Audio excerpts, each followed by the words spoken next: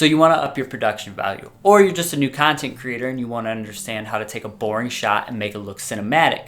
For me, I shoot a lot of weddings and this helps during prep or if the bride and groom have exchanged letters and I need to find a place to film it. Hi, I'm Brandon Wilson, and in this 2-Tip Tuesday video, I'm going to show you 2 things you can do to take a boring shot and make it look cinematic. Let's go.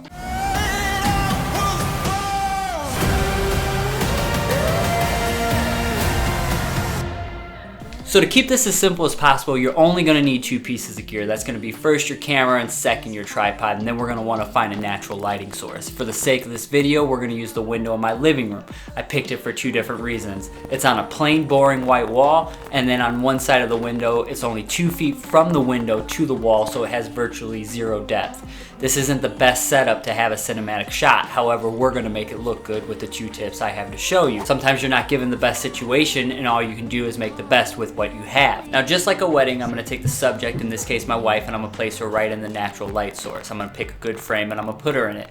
I'm going to use my shutter to start introducing shadows, and this is tip number 1. You should use your shutter and create shadows where there aren't any.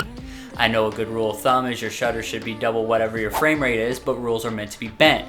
We don't want to go so far that we start introducing light bending. However, by using the shutter to add shadows, we could start making depth where there isn't any and make the shot look more cinematic. Okay, our subject's in place and the shadows look the way we want them to. Now it's time for tip number 2. That's going to be movement. But in this case, we're going to make the subject move since our camera is on a tripod.